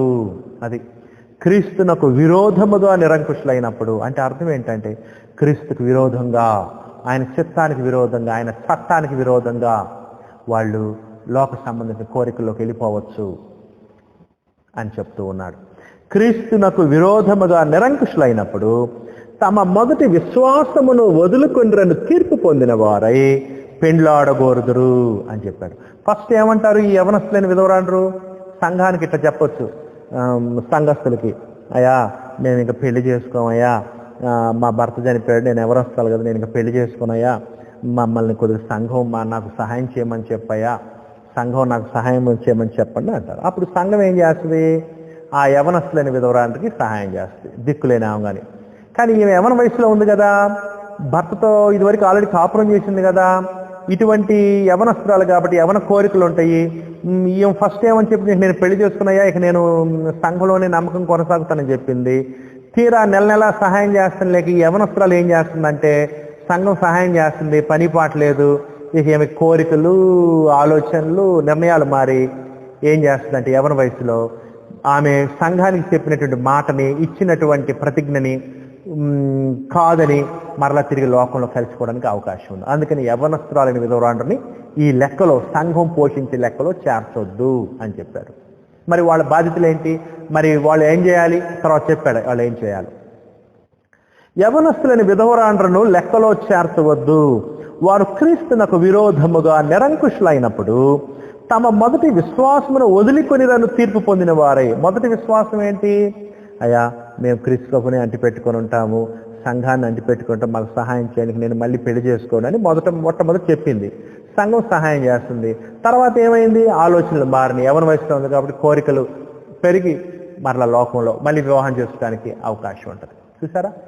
అందుకని ఇటువంటి అవకాశం ఉంది కాబట్టి, ఆ విధంగా మొట్టమొదటి చెప్పిన మాటని తప్పటానికి అవకాశం ఉంది కాబట్టి వదులుకొనిరను తీర్పు పొందిన వారే పెండ్లాడగోరుదురు. మొదట ఒకటి చెప్పారు, ఇప్పుడు మళ్ళీ ఇంకోటి చెప్తున్నారు. అందుకని అటువంటి వాళ్ళని ఈ లిస్టులో చేర్చొద్దు అని చెప్పారు. అంతేకాదు యవనస్తులైన విధవరాండ్రికి గనక సంఘం సహాయం చేస్తుంటే ఆమె సంఘం నెల వచ్చి ఆ డబ్బు తీసుకొని యవనస్తురాలు ఏం చేస్తా అంటే ఇక పని పాట ఉండదు, సంఘం పోషిస్తుంది కదా, ఇక ఏమో ఇంటింటా తిరుగుతా ఆడకుండా మాట్లాడుతూ అక్కడ మాటలు ఇక్కడ చెబుతూ ఈ విధంగా సంఘానికి సహోదరికి ఆటంకంగా ప్రమాదాన్ని, సంఘం యొక్క పవిత్రతని పోగొట్టేటువంటి విధంగా సంఘంలో ఒక ముళ్ళుగా ఉండటానికి అవకాశం ఉంటుంది. అందుకని యవనస్తులైనటువంటి విధవరాండని ఈ లెక్కలో, సంఘం పోషించే లెక్కలో చేర్చొద్దు. మరి ఏంది వాళ్ళు ఏం చేయాలో చెప్పారు చూడండి. పెండ్లాడకూడదు మరియు వారు ఇంటింటా తిరుగులాడుచు, అది ఒకవేళ కనుక యవనస్తులైన విధవరాంటికి సహాయం చేస్తే వాళ్ళు ఏం చేస్తారు, ఇక పని బాట్లేదు, సంఘం సహాయం చేస్తుంది కదా నెల నెల, ఏం చేస్తారు మరి ఇంక వాళ్ళు చూడండి ఏమేం చేస్తారో ఒక 4 చటక్రియలు చెప్పాడు. ఇంటింటా తిరుగులాడుచు, ఖాళీగా ఉన్నారు, సంఘం డబ్బులు ఇస్తుంది ఆమెకి, ఏం చేస్తారు ఇంక వీళ్ళు ఇంటింటా తిరుగులాడుతారు, ఖాళీగా ఉన్నారు కదా ఇంటింటా తిరుగులాడు. ఇది ఒక తప్పు, ఇంటింటా తిరగవద్దు. సువార్తికులకు కూడా ఒక ఆజ్ఞ ఉంది. క్రీస్తు ఏమన్నాడు, 70 మందిని పంపించేటప్పుడు ఇంటింటా తిరగవద్దు, ఒక ఇంట్లో ఉండండి వీళ్ళు అన్నాడు కదా. అట్లనే వీళ్ళు ఇంటింటా తిరుగుతారు, ఒకటి తప్పు. రెండోది బద్ధకరాండ్రొకట మాత్రమే కాక సోమరిపోతులు అవుతారు. ఎందుకు, సంఘం పోషిస్తుందిగా, డబ్బులు ఇస్తుంది నెల నెల జీతం, ఇక వీళ్ళు ఏం పని చేస్తారు, పని బాట లేకుండా సోమరిపోతులు తయారవుతారు. 2 యాక్చువల్ బలం ఉంది కదా, ఎవరి బలం, కష్టపడి పని చేసుకోవచ్చు వాళ్ళు కదా. 2 మూడో తప్పేంటి వాళ్ళు చేస్తే ఆడరాని మాట్లాడచ్చు, తలగోణ్ణి మాటలు, తగాదాలు పెట్టే మాటలు, కారు చిచ్చు మాటలు, కుటుంబాలు నాశనం, ఇక్కడ మాటలు అక్కడ మాటలు, అసలు అవి మాట్లాడకూడదు, ఇట్లాంటి మాటలు మాట్లాడుతుంటారు. 3 4వది ఏంటి, ఆడరాని మాట్లాడచ్చు, వదరబోతులు అంటే వ్యర్థమైన మాటలు చెప్తూ ఉంటారు. అవి అనవసరం, చెప్పకూడదు, చెప్పాల్సిన అవసరం లేదు. కానీ అట్లాంటివన్నీ ఖాళీగా ఉన్నారుగా. వదరబోతులను 5వ లక్షణం అండి, 5 లక్షణాలు, 5 చెడ్డ లక్షణాలు వాళ్ళకి. వదరబోతులను, పరుల జోలికి పోవారు. చూసారా, ఖాళీగా ఉన్నారు కదా. ఇక ఖాళీగా ఉన్న వాళ్ళు ఏం చేస్తారండి, ఖాళీగా ఉన్నారు ఏం చేస్తారు, పరుల జోలికి పోతారు. ఇక పక్కింటోళ్ళకి పోవటం, వాళ్ళ ఇంట్లోకి వీళ్ళ గురించి వాళ్ళ గురించి. ఖాళీగా ఉన్నారు, మరి పని పాట లేదు, సంఘం పోషిస్తుంది వాళ్ళని, యవన బలం ఉంది, కోరికలు, రకరకాల విధాలుగా ప్రవర్తించి చేస్తారు. అందుకని ఈ 5 చెడ్డ లక్షణాలు ఉండటానికి అవకాశం ఉంది కాబట్టి వాళ్ళని సంఘం పోషించే ఆ వృద్ధుల లిస్టులో వీళ్ళ యవనస్తుని చేర్చొద్దు అని పౌలు పరిశుద్ధాత్మ ప్రయాణించే దేవుని చిత్తాన్ని తెలియజేస్తున్నాడు. 5 చెడ్డ లక్షణాలు ఏమేంటి అంట, 1 ఇంటింటా తిరుగులాడుతూ బద్ధకరాని రావటం, సోమరిపోతులు అవటం, ఆడరాని మాట్లాడటం, వదరబోతులు, పరుల జోలికి పోవారు అన్నమాట. చూసారా, వాళ్ళ గురించి పట్టించుకోరు, ఇతరుల గురించి ఆలోచిస్తూ ఉంటారు, ఇతరుల గురించి, ఇతరుల ఇళ్ళకి వెళ్ళటం, ఇతరుల మీద చాడీలు చెప్పటం కూడా చేస్తారు. ఈ 5 చెడ్డ లక్షణాలు ఉంటాయి కాబట్టి అటువంటి వాళ్ళని చేస్తారు. మరి ఏం చేయాలి, విధవరాండ్రు యవన వయసులో భర్తను పోగొట్టుకుని యవనస్తులైన విధవరాన్ని ఏం చేయాలి ఇక్కడ చెప్పాడు. యవనస్తులైన విధవరాన్ని ఏం చేయాలో 4 బాధ్యతలు చెప్పాడు. క్రైస్తవులైనటువంటి యవనస్థ విధవరాండ్రు 4 పనులు చేయాలి. చూడండి ఏంటంటే అవి 14 వచ్చినవండి. కాబట్టి యవన స్త్రీలు వివాహము చేసుకొని, నెంబర్ 1 యవన స్త్రీలు ఏం చేయాలి, యవన వయసులో విధవరాండ్రైన వారు ఏం చేయాలి, వివాహం చేసుకోవాలి. 1. 2వది ఏంటి, పిల్లలను కనాలి. 3వది గృహ పరిపాలన జరిగించు, ఇంట్లో పరిపాలన చూసుకోవాలి. తమ ఇంట్లో, తమ భర్త విషయంలో, తమ పిల్లల విషయంలో, తమ ఇంట్లో ఉన్న పనివారి విషయంలో, ఇంటి బాధ్యతలో గృహ పరిపాలన, హోమ్ మేకర్గా ఉండాలన్నమాట. అది ఫస్ట్ డ్యూటీ స్త్రీకి కదా, గృహ పరిపాలన జరిగించు. 4వది నిందించుటకు విరోధికి అవకాశం ఇవ్వకుండా వల్ల నీ కోరుతున్నాను. అది ఇతరులు ఎవరు కూడా ఆమె మీద వేలెత్తి చూపే విధంగా, ఇతరులు ఎవరు కూడా ఆమె మీద నింద వేసే విధంగా ఉండకుండా, విరోధికి అవకాశం ఇవ్వకుండా మంచి ప్రవర్తన కలిగి జీవిస్తూ ఉండాలి. సంఘాన్ని అంటిపెట్టుకొని క్రీస్తుకు లోబడి, క్రీస్తు విరోధం కాకుండా క్రీస్తుకు లోబడి ఆమె జీవిస్తూ ఉండాలి. ఇది ఆమెకి దేవుడు యవనస్థ స్త్రీలకు చెప్తున్నటువంటి విషయాలు. సహోదరులారా, ఇదండి. చూసారా, ఇప్పుడు అర్థమైందా ఎందుకు యవనస్తులని విధవరాన్ని లెక్కలో చేర్చొద్దు అన్నాడు? ఇవి కారణాలను బట్టి. ఇంకా చూడండి ఏమని చెప్పాడు 15 వచనం. ఇంతకు ముందే కొందరు త్రోవ తొలగిపోయి సాతాను వెంబడించిన వారైరి. అరే, ఇంతకు ముందే అంట కొంతమంది క్రైస్తవ స్త్రీలు ఇదిగో వివాహం చేసుకోకుండా ఉండి ఇట్లా శరీర కోరికలను బట్టి సుఖభోగాలను బట్టి చిన్నగా పక్క వెళ్ళిపోయారంట. క్రీస్తుని వెంబడించాల, క్రీస్తుకు విరోధులై సాతాను వెంబడించారు. చూసారా సాతాను వెంబడించారంటే అక్రమ సంబంధాలు, పాపంలో కొనసాగారు అని అర్థం అనమాట. ఇంతకు ముందు కొందరు త్రోవ నుండి తొలగిపోయి అంటే క్రీస్తు యొక్క విశ్వాసం నుంచి, క్రైస్తవ విశ్వాసం నుంచి తొలగిపోయారు. చూసారా, ఎవరు యవనస్తులైన విధవరాని గురించి చెప్తున్నాడు. క్రైస్తవ స్త్రీలు బాగానే ఉన్నారు కొంతకాలం, భర్త చనిపోయాడు, కొంతకాలం బాగానే ఉన్నారు, తర్వాత ఏమైపోయారు, చిన్న కోరికలు బట్టి తొలగిపోయారు, క్రీస్తుని తొలగిపోయారు. చూసారా, అంటే అక్రమ సంబంధం, లోక సంబంధం విధానాలకు వెళ్ళిపోయారు. త్రోవ నుండి తొలగిపోయి సాతాను వెంబడించి, పైన క్రీస్తు అని చెప్పాడు, కిందేమో సాతాను అని చెప్పాడు కదా. మనం క్రీస్తుని వెంబడించాలి, ఇక్కడ సాతాను వెంబడించాలి. సాతాను వెంబడించిన క్రీస్తుకు విరోధులం. నా పక్షము నుండి వాడు నాకు విరోధి అన్నాడు ప్రభువైన క్రీస్తు కదా. ఇప్పుడు వీళ్ళు సాతాను వెంబడించారు. సహోదరి ఈ మాట గుర్తుంచుకోండి. యవన స్త్రీలు కానీ యవన పురుషులు కానీ శోధించడానికి సాతానుడు ప్రయత్నిస్తూ ఉంటాడు, అవకాశం ఎదురు చూస్తూ ఉంటాడు. అంతేకాదు సంఘ పెద్దలను కూడా సాతానుడు శోధించడానికి అవకాశం చూస్తూ ఉంటాడు. మనం చూసాం కదా, తిమోతికి రాసిన మొదటి పత్రిక 3వ అధ్యాయము 6వ వచనంలో అపవాది సంఘ పెద్దలను కూడా ఉపయోగించుకుంటాడు. గర్వమైన మనస్సు, క్రొత్తగా రక్షణ పొందిన వారిని పెద్దలుగా ఏర్పాటు చేసి సాతానుడు వాడిని తన ఉచ్చులోకి అటువంటి వారిని తన ఉచ్చులోకి రాకుంటాడని చూసాం. అంతేకాదు ఇదే పత్రికలో, తిమోతి రాసిన పత్రిక 2వ పత్రికలో అబద్ధ బోధకులను కూడా సాతాను తన వైపు లాక్కుంటాడు. విధవరాండిని తన వైపు లాక్కుంటాడు సాతానుడు, యవనస్తుని విధవరాండిని. అంతేకాదు సంఘ పెద్దల్ని తన వైపు లాక్కుంటానికి ప్రయత్నిస్తూ ఉంటాడు. అంతేకాదు బోధకుల్ని అబద్ధ బోధ చేస్తా చెప్పాడు కదా, హుమనైను, అలెగ్జాండర్ను, ఫిలేతు గురించి చెప్పాడు, సాతానికి అప్పచెప్పానని. చూసారా, ఈ విధంగా భార్యాభర్తలు కూడా మరి దూరంగా ఉన్నప్పుడు అటువంటి వారిని దూరంగా ఉన్నప్పుడు భార్యాభర్తలు అటువంటి వారిని అపవాది శోధిస్తాడని కూడా కొరింథీయులకు రాసిన మొదటి పత్రిక 7వ అధ్యాయంలో పౌలు గారు చెప్పారు. కొరింథీయులకు రాసిన మొదటి పత్రిక 7వ అధ్యాయము 5వ వచనంలో పౌలు గారు చెప్పారు. అంటే అర్థం ఏంటి గుర్తుంచుకోండి. సంఘ సభ్యులు, యవనస్తులు కానీ లేకపోతే సంఘ పెద్దలు కానీ సువార్తలు కానీ వీళ్ళందరినీ క్రీస్తు యొద్ద నుంచి, ఆయన సంఘం నుంచి, ఆ రాజ్యం నుంచి బయటికి తీసుకెళ్ళటానికి అపవాది ఉచ్చులేస్తూ ఉంటాడు, అపవాది ప్లాన్లు చేస్తూ ఉంటాడు, తంత్రాలు వేస్తూ ఉంటాడు అనే విషయాన్ని మనం చూస్తున్నాం. వారికి ఉన్న అవసరతలను బట్టి, యవన వయసులో ఉంటే ఆ అవసరతలను బట్టి ఉచ్చేసి లోకంలో లాగుతాడు.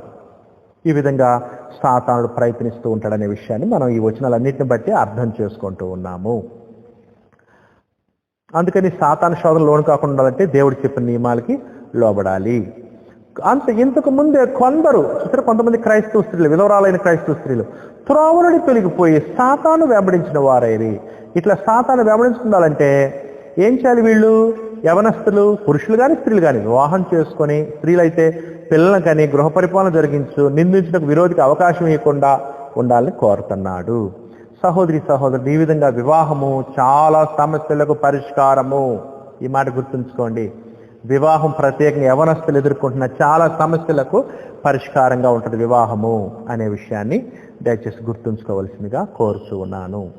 ఈ విధంగా మరి క్రీస్తు సంఘం యొక్క సొమ్మును ఏం చేయాలి? క్రీస్తు సంఘంలో కుటుంబ వాతావరణం ఉండాలి. నువ్వు గనక దేవుని యొక్క చిత్తాన్ని, యవనస్తులు పాజిటివ్గా మంచి లక్షణాలు కలిగి దేవునికి మహిమకరంగా ఉండొచ్చు, చెడ్డ లక్షణాలు కలిగి తొలగిపోవచ్చు. యవనస్తులు దేవునికి మహిమకరంగా అన్నావలే జీవించవచ్చు, అన్నావలే కొందరు త్రోవ తొలగిపోయిన వారుగా జీవించవచ్చు. ఈ విధంగా అవకాశాలు ఉన్నాయని పౌలు ఇక్కడ తెలియచేస్తూ ఉన్నాడు. ఈ విధంగా సహోదరులారా 10 గుణగణాలు ఉండాలి నిజమైన విధవరానికి, సంఘం పోషించే విధవరానికి అని చెప్పాడు. అంతేకాదు సత్క్రియలు అంటే వాళ్ళకి 5 గుణగణాలు ఉండాలని కూడా చెప్పాడు. అంతేకాదు సంఘం యొక్క సొమ్ముని వాళ్ళకి రెగ్యులర్గా ఇవ్వచ్చు అని చెప్పాడు. అంతేకాదు విధవరాళ్ళు 2 రకాలు ఉంటారు. చెడ్డ విధవరాండు ఉండొచ్చు, మంచి విధవరాండు ఉండొచ్చు.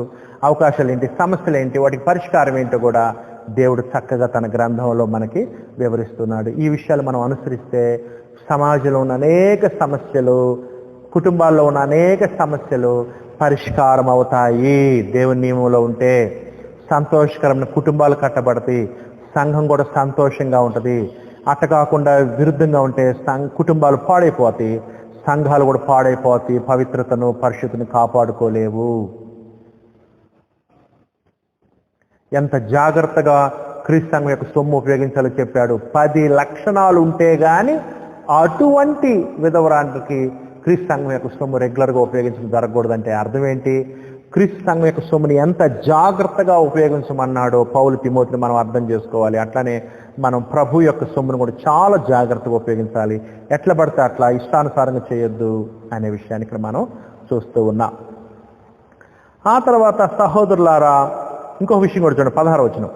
విశ్వాసురాలైన ఏ స్త్రీ ఇంటనైనో విధవరాండు నీడలా సంఘము నిజముగా నాదులేని విధవరాండుకు సహాయం చేయటకై దాని మీద భారం లేకుండా ఆమెయే వీరికి సహాయం చేయవాలంటే అర్థం ఏంటంటే, ఏ క్రైస్తవ స్త్రీల ఇళ్లలో వృద్ధులైనటువంటి విధవరాండు ఉంటే ఆ క్రైస్తవ స్త్రీలు ఆ విధవరాండు వాళ్ళ అమ్మ అవ్వచ్చు, వాళ్ళ నాయనమ్మ అవ్వచ్చు, వాళ్ళ అమ్మమ్మ అవ్వచ్చు, వాళ్ళ అత్తమ్మ అవ్వచ్చు, ఆమె పట్ల శ్రద్ధ వహించాలి. యవనస్తులైన క్రైస్తవ స్త్రీలు ఆ గృహంలో ఉన్నటువంటి వృద్ధ స్త్రీల పట్ల.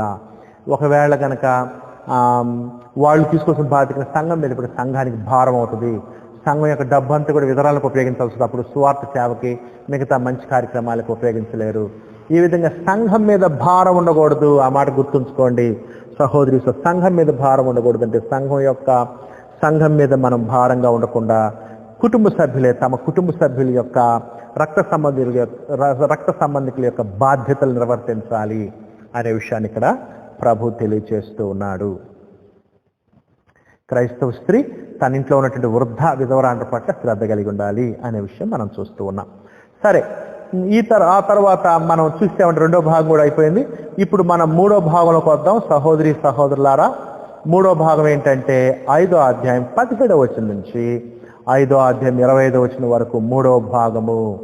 5వ అధ్యాయం 17 నుంచి 5వ అధ్యాయం 25వ వచనం వరకు కూడా 3వ భాగం. ఈ భాగాన్ని మనం గమనిద్దాము. 5వ అధ్యాయం 17 నుంచి 5-25. ఈ భాగానికి ఏమని పేరు పెట్టుకున్నాము?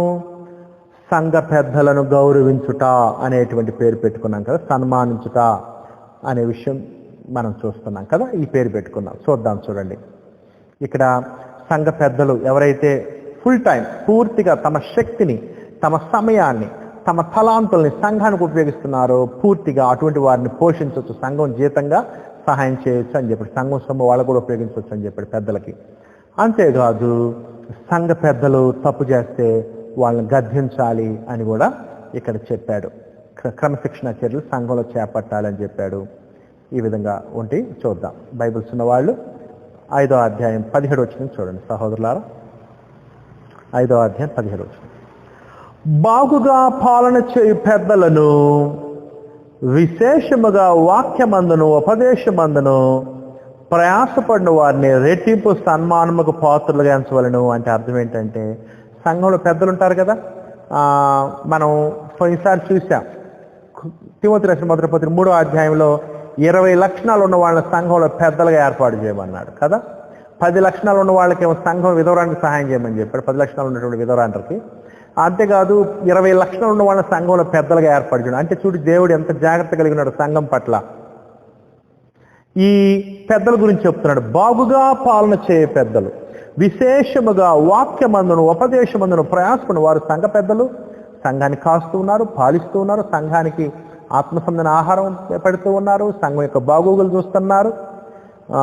అంతేకాదు వాక్యమందును ఉపదేశం ప్రయాసపడటం ఎక్కువగా తన శక్తిని, కాలాన్ని, సమయాన్ని సంఘం కేటాయిస్తున్న పెద్దలు రెట్టింపు సన్మానకు పాత్రలుగా ఎంచు. రెట్టింపు సన్మానకు పాత్రలుగా అంటే అర్థం ఏంటంటే వాళ్ళని గౌరవించడమే కాదు, వాళ్ళకి జీతం కూడా, ఆర్థిక సహాయం కూడా ఇవ్వాలని చెప్తున్నాడు.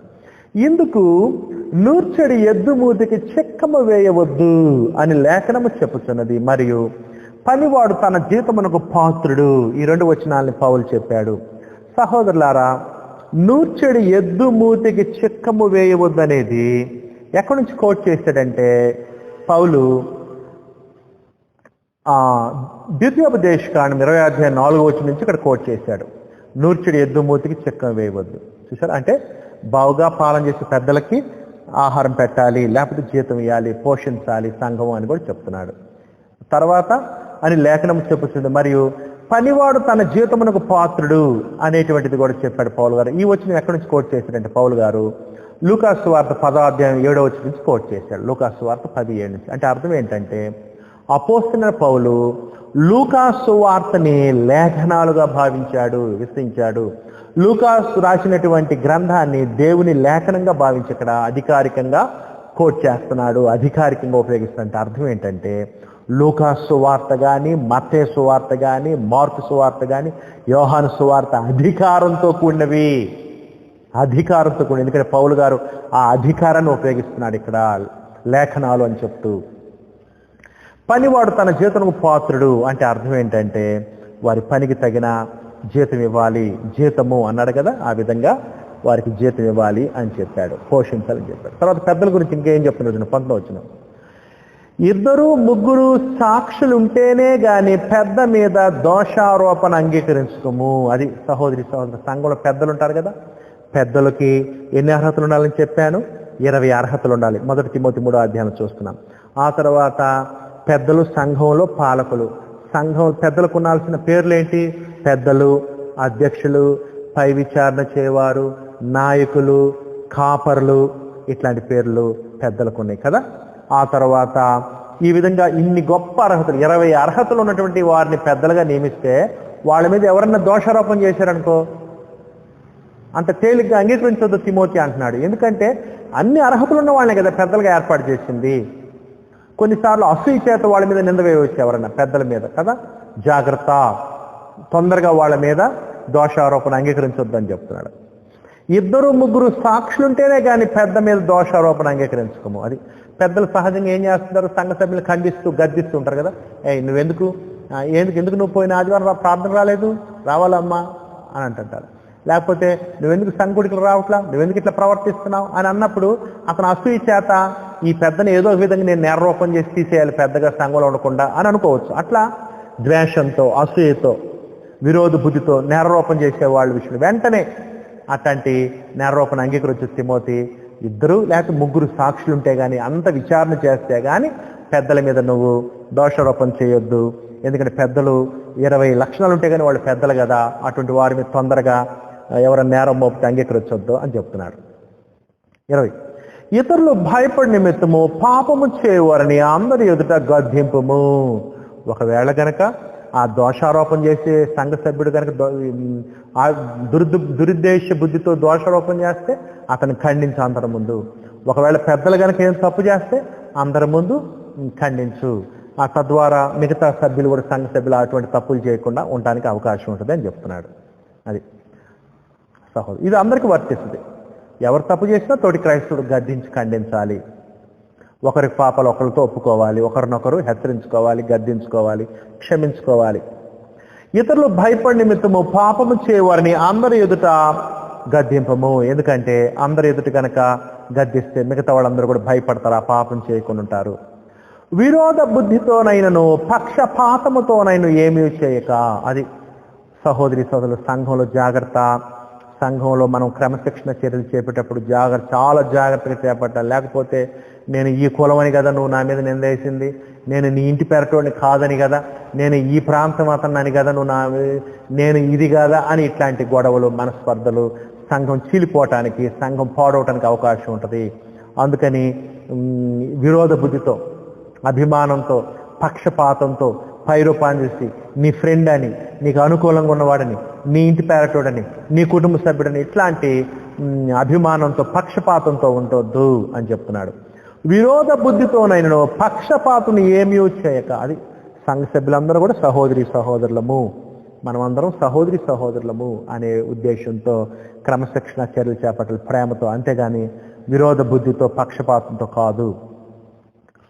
సహోదరి సహోదరు, దయచేసి గుర్తుంచుకోండి, సువార్తికుడు ప్రత్యేకంగా సంఘ సభ్యులతో పక్షపాతంతో ఉండకూడదు, విరోధ బుద్ధితో ఉండకూడదు.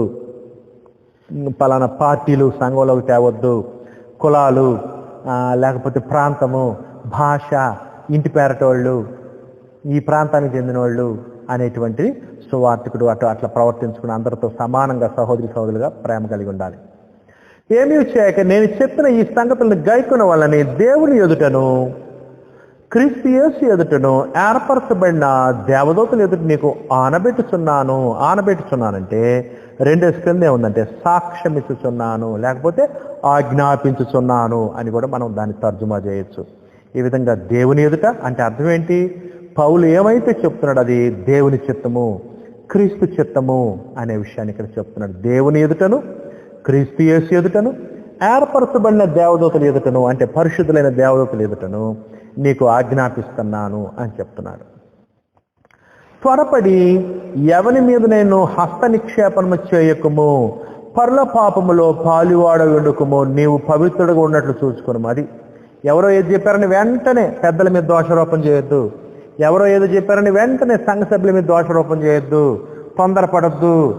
జాగ్రత్తగా విచారించు, పరిశీలించు, పరిశోధించు, సాక్షులను చూడు. అంత విచారించిన తర్వాత దోషారోపణ చేసి తొందరపడద్దు ఏ విషయంలో కూడా ఆయన ఇక్కడ పౌలు తిమోతి తెలియజేస్తున్నాడు. సహోదరి సహోదరులు, మనం కూడా విశ్వాస జీవితంలో త్వరపడి ఏ నిర్ణయాలు తీసుకోకూడదు. గుర్తుంచుకోండి, త్వరపడి తీసుకున్న నిర్ణయాలు ఎక్కువ సార్లు మంచిగా ఉండవు.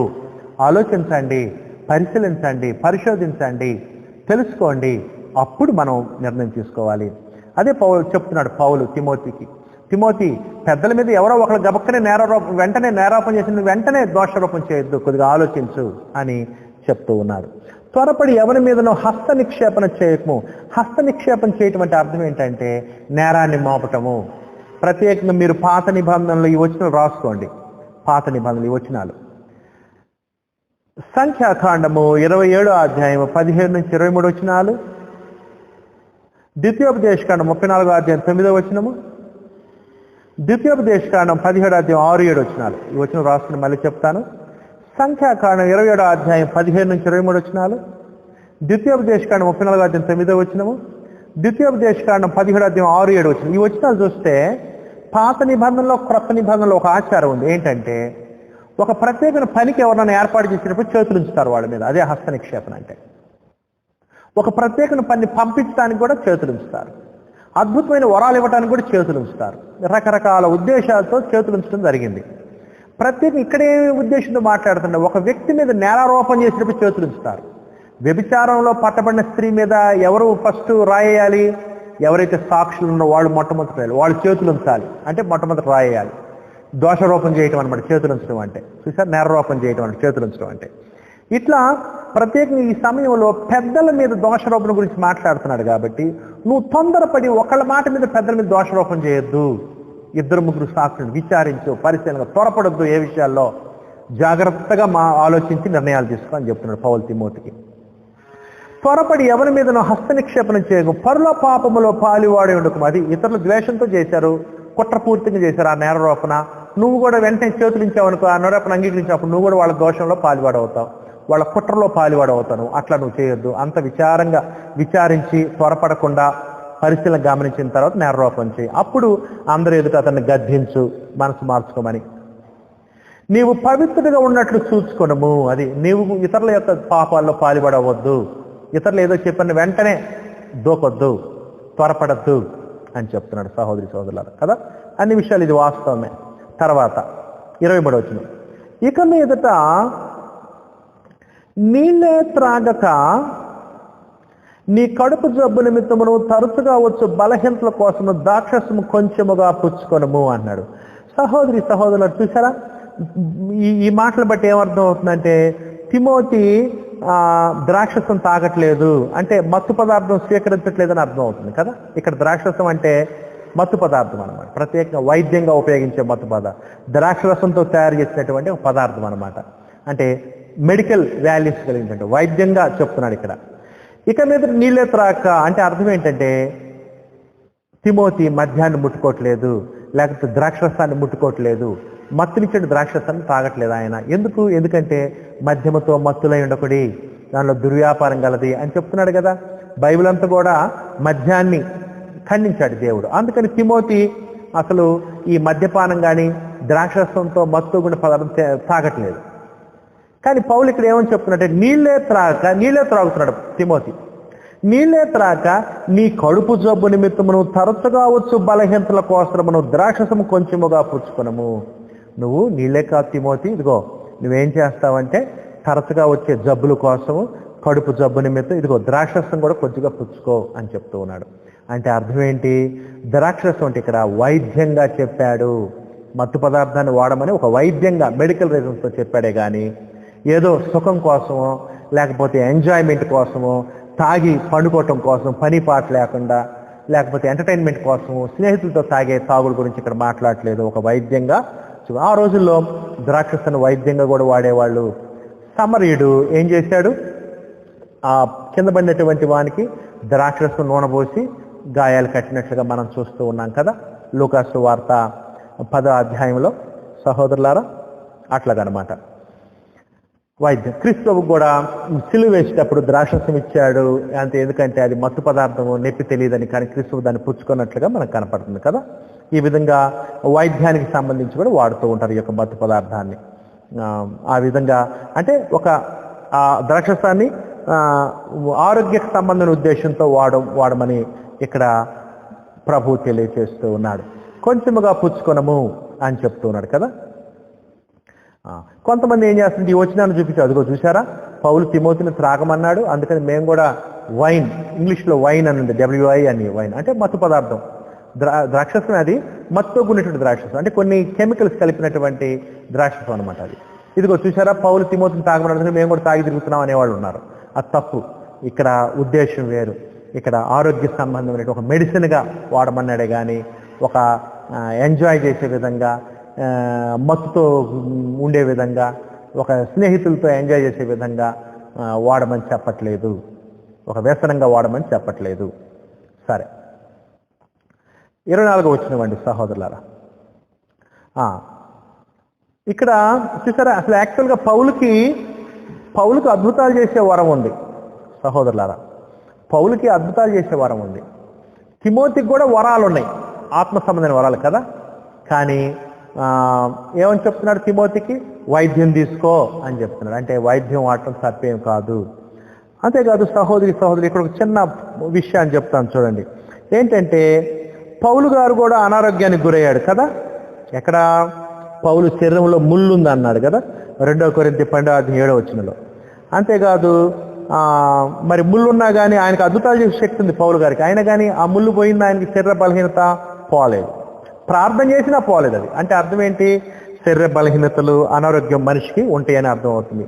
అంతేగా తిమోతికి కూడా ఇక్కడ తరచుగా బలహీనతలు వస్తున్నాయని చెప్తున్నాడు. అంటే అర్థం ఏంటంటే శరీరం బలహీనమైందని క్రీస్తు చెప్పాడు కదా, శరీరానికి రుగ్మతలు వస్తాయి అని చెప్పాడు. కానీ అద్భుత రీతిలో బాగు చేసుకోమని తిమోతికి చెప్పలేదు. పౌలు గారు కూడా తనకున్నటువంటి శరీరంలో ఉన్న ముళ్ళుని అద్భుత రీతి బాగు చేసుకోలేదు. ఎందుకంటే అద్భుతాల యొక్క ఉద్దేశం ఏంటంటే క్రైస్తవులు ఏ రోగం లేకుండా జీవించాలని కాదు. క్రైస్తవులు ఏ రోగం లేకుండా జీవించాలని కాదు అద్భుతాల యొక్క ఉద్దేశం, వేరే ఉద్దేశం ఉంది. అంతేకాదు పౌలు గారు ఏమని చెప్పాడంటే అపోస్తలుల 16:33లో కూడా ఆయనకి మరి కొట్టినప్పుడు, ఆయన్ని బెత్తాలతో కొట్టినప్పుడు గాయాలైన, చెరసాల నాయకుడి తర్వాత గాయాలు కడిగాడు కదా, తుడిచాడు కదా. మరి అద్భుతాలు చేసుకోవచ్చుగా పౌలు గారు. తనకు తగిలినటువంటి వస్త్రాలు తీసుకెళ్లి రోగుల దగ్గర, దేయాలు పెట్టిన వాళ్ళ దగ్గర పెడుతుంటే పోతని కదా, ఆయన కూడా ఏమైనా చేసుకోవచ్చు కదా, అదేం చేసుకోలేదు. ఆ తర్వాత సహోదరులారా, తిమోతి కూడా రోగాలతో బాధపడుతున్నట్టు మనం చూస్తున్నాం. 2వ తిమోతి 5వ అధ్యాయం 2వ వచనంలో కదా తరచుగా. తర్వాత ఎపఫ్రదీతు కూడా అనారోగ్యంతో ఉన్నట్లు మనకు కనపడుతుంది. ఎక్కడది? ఎపఫ్రదీతు కూడా అనారోగ్యంతో ఉన్నట్టు కనపడుతుంది. ఎక్కడంటే ఫిలిప్పీలకు రాసిన పత్రిక 2వ అధ్యాయం 27వ వచనంలో. పౌలు గారి దగ్గరికి వచ్చిన ఇంకా ఆయన అనారోగ్యానికి గురై చావుకు దగ్గర ఇచ్చాడు. పౌలు గారు ఎందుకు అద్భుత రీతిలో బాగు చేయలే ఎపఫ్రదీతుని? సువార్తికుడు కదా ఎపఫ్రదీతు. పౌలు గారు ఎందుకు గుడ్డని ఆయన మీద ఉంచలా, బాగు చేయాలి, అద్భుతాలు చేయలేదు? ఎందుకంటే అద్భుతాల యొక్క ఉద్దేశం వేరు. క్రైస్తవులు ఆరోగ్యంగా ఉండాలి, ఏ రోగం లేకుండా ఉండాలని కాదు అద్భుతం యొక్క ఉద్దేశాలు. తర్వాత త్రోఫిము కూడా రోగినైందున నేను మిలేతులో విడిచి వెళ్ళి తిని అని చెప్పాడు కదా పౌలు గారు. తిమోతికి రాసిన 2వ పత్రిక 4వ అధ్యాయం 20వ వచనంలో త్రోఫిము రోగినైందున అతన్ని మిలేతులో విడిచి వచ్చేది. ఏం పౌలు గారు నువ్వు అద్భుతాలు చేస్తా అంటే నీకు తగిలినట్టు ఒక గుడ్డ ముక్క ఆయన మీద వేయచ్చు కదా, ఆయన కూడా బాగుపోతాడు కదా, త్రోఫిము సేవకుడే కదా, మంచి సహోదరుడు కదా. అంటే అర్థం ఏంటంటే అద్భుతాలు దేవుడిచ్చింది అపోస్తులకు కానీ, అపోస్తులు చేతులించబడిన వారికి, తిమోతి లాంటి వాళ్ళకి అద్భుతాలు ఇచ్చింది. క్రైస్తవులు, సువార్తికులు, సంఘ సభ్యులు ఏ రోగం లేకుండా, ఏ శరీర బలహీనత లేకుండా ఉండటానికి కాదు, వేరే ఉద్దేశం అనేది మనకు అర్థమవుతుంది. సహోదరులారా, అద్భుత వరాలు, కృపావరాలు ఎందుకంటే వ్యక్తిగతంగా ఉపయోగించుకోవడానికి కాదు. పౌలు గారు తనకున్న గాయాలు, తనకున్న ముళ్ళు మీద అద్భుతులు హాయిగా ఆరోగ్యంగా ఆనందంగా ఉండటానికి కాదు, వ్యక్తిగతమైన ప్రయోజనం కోసం కాదు ఇచ్చింది అద్భుతాలు. ఎందుకు? కృపావరణ ఇచ్చింది, సంఘ క్షేమాభివృద్ధి కొరకు ఇచ్చాడు. అంతేకాదు సహోదరి సహోదరులారా, అవిశ్వాసులకి విశ్వాసం కలుగు చేయటానికి. మీరు అపోస్తుల కార్యం 28వ అధ్యాయం తీస్తే, అపోస్తుల కార్యం 28వ అధ్యాయంలో అక్కడ పౌలు ఏం చేశాడు? 28వ అధ్యాయంలో పౌలు మెలితే ద్వీపంలోకి వెళ్ళాడు కదా, అక్కడ అవిశ్వాసులందరూ అక్కడికి వచ్చాడు. అంతేకాదు ఆ ద్వీపం పెద్ద కూడా ఉన్నాడు కదా, పొప్లి అని ఆయన పాపం ఏ రోగంతో బాధపడుతున్నాడు అక్కడ? ఆయన జ్వరంతోనూ రక్త విరోచనాలతో బాధపడుతున్నట్టు అక్కడ చెప్పబడింది. ఆయన బాగుపరిచాడు క్రీస్తు పౌలు గారు అద్భుత రీతిలో. అంతేకాదు అక్కడ ఉన్నటువంటి అనారోగ్యంగా ఉన్నటువంటి రోగులందరూ కూడా స్వస్థపరిచాడు. అంటే మెయిన్ అద్భుతాలు ఎందుకంటే ఆ అద్భుత శక్తి కలిగిన వాళ్ళు హాయిగా ఆనందంగా ఆరోగ్యంగా ఉండాలని కాదు, అవిశ్వాసులకు సూచనగా ఉపయోగించడానికి మొట్టమొదటిది. ఈ అద్భుతాలు అవిశ్వాసులు విశ్వాసానికి గురవుతారు. రెండోది ఎందుకంటే వాళ్ళు చెప్పే మాటలు దేవుని మాటలను రుజువుపరచడానికి. సహోదరి సహోదరులారా, వారు చెప్పే మాటలు దేవుని మాటలని రుజువుపరచు. అందుకని అద్భుతాలు అనే విషయాన్ని దయచేసి గుర్తుంచుకోవాలి. అందుకనే పౌలు కానీ, తిమోతి కానీ, ఎపఫ్రోదితు కానీ, త్రోఫిము కానీ వాళ్ళకు రుగ్మతలున్నా బాగు చేసుకోలేకపోయారు. కారణం ఏంటంటే అద్భుతాల యొక్క ఉద్దేశం వేరు. అవి మొట్టమొదటిగా అవిశ్వాసులకి విశ్వాసం కలుగు చేయడానికి. తిమోతి విశ్వాసే, పౌలు విశ్వాసే, అంతేకాదు త్రోఫిము విశ్వాసే, ఎపఫ్రోదితు విశ్వాసమే. వాళ్ళకు వాళ్ళు అద్భుతాలు చేసుకోవాల్సిన అవసరం ఏముంది? వాళ్ళు తెలుసుకుని దేవుని గురించి, క్రీస్తు గురించి, సంఘం గురించి, క్రొత్త నిబంధన గురించి. అందుకని అక్కడ అద్భుతాలు జరగలేదు. మరి ఎక్కడ జరిగిన అద్భుతాలు? అవిశ్వాసులకి విశ్వాసం కలిగించడానికి అద్భుతాలు చేశారు. అక్కడ చుట్టుపక్కల అవిశ్వాసం ఉన్నప్పుడు వాళ్ళకి జరిగిన కార్యక్రమాలను బట్టి వాళ్ళ విశ్వాసం కలిగింది. అందుకు అద్భుతాలు, వ్యక్తిగతమైన ప్రయోజనం కోసం కాదు, అవిశ్వాసులు విశ్వాసం కలుగు చేస్తుంది. రెండోది అద్భుతాలు ఎందుకంటే సంఘ క్షేమాభివృద్ధి కొరకు. ఇంకా అద్భుతాలు ఎందుకంటే దేవుని వాక్యం, వాళ్ళు చెప్పే అపోస్తులు చెప్పే మాటలు కానీ, ప్రవక్తలు చెప్పే మాటలు కానీ దేవుని మాటలే, దేవుని చిత్తం ఇది, క్రీస్తు చిత్తం ఇది, క్రొత్త నిబంధన దేవుని చట్టమైన రుజువుపరచడానికి అద్భుతాలు అనే విషయాన్ని దయచేసి గుర్తుంచుకోవాలి. ఎందుకంటే ఈనాడు మత శాఖల్లో మా దగ్గరికి వస్తే రోగాలు పోతున్నాయి, మా అయ్యగారు రోగాలన్నీ బాగు చేస్తాడు అని అంటాం. కొబ్బరి నూనెలు అమ్ముకోవటము, మరి ఒలివ నూనెలు అమ్ముకోవటము, ఈయనకి అద్భుత వరాలను రకరకాల వ్యాపారాలు చేసుకుంటూ ఉన్నారు. కానీ అసలు అద్భుతాలు దేనికో వాళ్ళు తెలియలేదు. ఎప్పుడైతే అపోస్తలు ప్రకటించారో, ప్రవక్తలు ప్రకటించారో, అవన్నీ కూడా గ్రంథస్థం చేయబడిందో అంతటితో అద్భుతాల యొక్క ఉద్దేశం ముగిసింది. మన దగ్గర అద్భుతం చేత రుజువు చేయబడిన గ్రంథం మన చేతుల్లో ఉంది కాబట్టి మరలా దాన్ని స్థిరపరచాల్సిన అవసరం లేదు. అది ఆల్రెడీ అపోస్తులు ప్రవక్తలు అద్భుతాల చేత స్థిరపరిచిన బోధ రాసేశారు. సంకల్పం అంతా మనకు అందుబాటులో ఉంది. ఇప్పుడు అపోస్తులు లేరు, అపోస్తులు చేతులు ఉంచే వాళ్ళు లేరు కాబట్టి అద్భుతాలు ఇప్పుడు జరగవు. మనకి సత్యవాక్యం ఉంది కాబట్టి అద్భుతాలు ఆశించాల్సిన అవసరత లేదు. అద్భుతాల యొక్క ఉద్దేశం ఏంటో మనం చూసాం. పౌలు గారు గలతీ 4వ అధ్యాయం 13-14 వచనాల్లో కూడా ఆయన మరి శరీర దౌర్బల్యంతో సువార్త ప్రకటించాలని చెప్పాడు గలతీ సంఘాలకి కదా. ఆ తర్వాత 1 కొరింథీ 2వ అధ్యాయం 3వ వచనంలో కొరింథీ సంఘంలో ఆయన ఉన్నప్పుడు శరీర బలహీనత ఉన్నానని కూడా చెప్పాడు. ఆ తర్వాత 2 కొరింథీ 11వ అధ్యాయం 30వ వచనంలో నేను శరీర బలహీనతలో ఉన్నానని చెప్పాడు. అంటే అర్థం ఏంటంటే అపోసిన పౌలు అద్భుతాలు చేస్తున్నా, మహత్కార్యాలు చేస్తున్నా రోగాలతో బాధపడుతున్నాడు. తిమోతి అద్భుత వరాలు కలిగి ఉన్న రోగాలతో బాధపడుతున్నాడు అనే విషయాన్ని మీకు తెలియజేస్తున్నాను. ఎందుకంటే అద్భుతాలు సువార్తికులు, క్రైస్తవులు హాయిగా ఆనందంగా రోగం లేకుండా కాదు, కానీ అద్భుతాలు యొక్క ఉద్దేశం వేరు అనే విషయాన్ని ఇక్కడ మనం చూస్తున్నాం. బాధకర విషయం ఏంటంటే నేడు మత శాఖల వారు అద్భుతాలు చేయకుండా చేసేవని భ్రమపరుస్తూ అదే క్రైస్తవ్యంగా చెప్తూ ఉన్నారు. దేవుని యొక్క చిత్తం కాదు అనే విషయాన్ని మీకు తెలియజేస్తున్నాం. 24-25 వచనాలు చదువుదాం చూడండి. కొందరి పాపములు తేటగా బయలుపడి న్యాయపు తీర్పునకు ముందుగా నడుచున్నవి, మరికొందరి పాపములు వారి వెంట వెళుచున్నవి అని చెప్తున్నారు. సహోదరి సహోదరులారా, కొందరి పాపాలు బహిరంగంగా కనపడుతున్నాయి, దానికి తీర్పు ఉంది. బహిరంగంగా కనపడుతుంది, మనకు కనపడుతుంది వాళ్ళు చేసే పాపాలు, ప్రత్యేకంగా పెద్దల యొక్క పాపాలు. అటువంటి పాపాలు బహిరంగం చేసే వాళ్ళని పెద్దలుగా ఏర్పాటు చేయకూడదు అని చెప్తున్నారు. తర్వాత కొందరి పాపాలు న్యాయపు తీర్పునకు ముందుగా పోతే మరికొందరి పాపాలు వారి వెంట వెళుతున్నవి. కొంతమంది రహస్యంగా చేసే పాపాలు దాగవు, రేపు తీర్పు దినాన మొత్తం తేట తెల్లమవుతాయి. కొంతకాలం అయిన తర్వాత వాళ్ళ పాపాలు తేట తెల్లమవుతాయి అని ఇక్కడ పౌలు తెలియజేస్తూ ఉన్నాడు. అంటే అర్థం ఏంటంటే కొందరి పాపాలేమో బహిరంగం చేస్తున్నారు, కొంతమంది రహస్యంగా చేస్తున్నారు, అవి కూడా బయలుపడతాయి అని చెప్పాడు. ఇట్లా బహిరంగ పాపాలు చేసేవాళ్ళు, అంతరంగ పాపాలు చేసే వాళ్ళని పెద్దలుగా నియమించొద్దు.